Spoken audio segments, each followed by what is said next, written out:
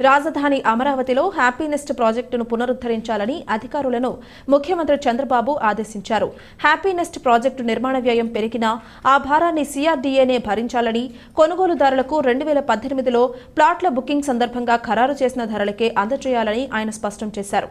CM అధ్యక్షతన సచివాలయంలో CRDA 37వ authority సమావేశం జరిగింది.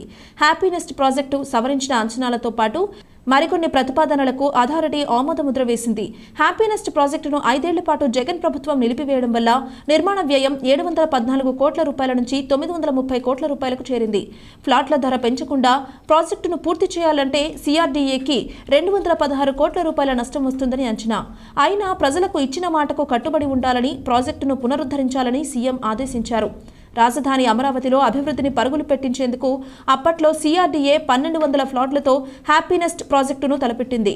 బుకింగ్ ప్రారంభించిన కొన్ని గంటల్లోనే మొత్తం ప్లాట్లు అయిపోయాయి. ప్రాజెక్టును నిలిపివేయడంతో కొనుగోలుదారుల్లో కొందరు వెనక్కి వెళ్లిపోయారని సీఆర్డీఏ అధికారులు సీఎం దృష్టికి తెచ్చారు. అమరావతి పనులను కూడా యుద్ధ ప్రాతిపదికన చేపట్టాలని చంద్రబాబు ఆదేశించారు. పురపాలక, పట్టణాభివృద్ధి శాఖల మంత్రి పి నారాయణ, ఇతర అధికారులు పాల్గొన్నారు. అమరావతిని ఒక ఆర్టిఫిషియల్ ఇంటెలిజెన్స్ అలాంటి హై టెక్నాలజీతో ఇదంతా డెవలప్ కావాలా, ఆ విధంగా దీని మీద వర్కౌట్ చేయండి అని ప్రజల యొక్క అవసరాలు ఏదైతే డ్రింకింగ్ వాటర్ కావచ్చు, సివరేజ్ కావచ్చు, లేదా ట్రాన్స్పోర్ట్ కావచ్చు, వాళ్ళకి చేసిన హౌసెస్కి ఇచ్చే ఫెసిలిటీస్ కావచ్చు, రోడ్ ట్రాన్స్పోర్ట్లో ఫెసిలిటీస్ కావచ్చు, అన్నీ కూడా హైటెక్గా ఉండాలి, ప్రజలకు బాగా సౌకర్యంగా ఉండాలి. ఎక్కడెక్కడ ఆర్టిఫిషియల్ ఇంటెలిజెన్స్ ఉపయోగించి బెటర్గా చేయగలమో ఆ విధంగా స్టడీ చేయమని ఇన్స్ట్రక్షన్ ఇచ్చారు. సిఆర్డీఏకి అడ్మినిస్ట్రేటివ్ బిల్డింగ్ కొంత కన్స్ట్రక్షన్ కంప్లీట్ చేయడం జరిగింది. స్ట్రక్చర్ గత గవర్నమెంట్ దాని మీద ముందుకు పోలేదు. ఆ బిల్డింగ్ పూర్తి చేయాలంటే 160 కోట్ల రూపాయలు ఎస్టిమేషన్ అవుతుంది. మున్సిపాలిటీకి సంబంధించిన సిడిఎంఏ ఆఫీస్ గానీ, మెఫ్మా ఆఫీస్ గానీ, దాంట్లో ఇంజనీరింగ్ ఈఎన్సీ వింగ్ గానీ, టౌన్ ప్లానింగ్ వింగ్ గానీ, తర్వాత టిట్కో వింగ్ గానీ, అన్ని వింగ్స్ యాక్చువల్ గా దాంట్లోనే ఉండేటట్టుగా 7 ఫ్లోర్ల బిల్డింగ్ స్ట్రక్చర్ అంతా అయిపోయింది.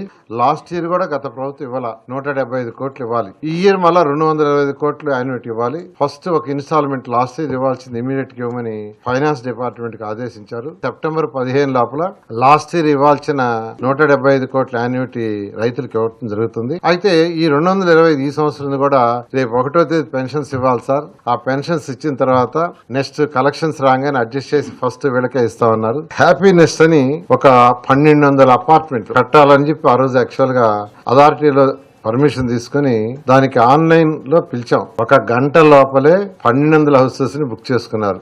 714 కోట్లకు ఆ రోజు కన్స్ట్రక్షన్ చేసేటట్టుగా మొదలు పెడితే దాన్ని గత ప్రభుత్వం నెగ్లెక్ట్ చేయడం వల్ల ఇప్పుడు 930 కోట్లు అవుతుంది. బట్ ఎవరైతే బుక్ చేసుకున్నారో వాళ్ళ కమిట్మెంట్ ప్రకారం చేయాలా.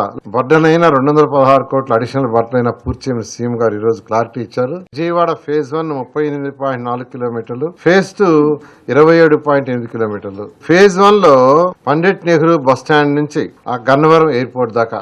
ఫేజ్ 2 వచ్చి అమరావతి క్యాపిటల్ సిటీ. ఫేజ్ 1 అయితే 11,000 కోట్లు అవుతుంది. ఫేజ్ 2 14,000 కోట్లు అవుతుంది. మొత్తం 25,000 కోట్లు అవుతుంది.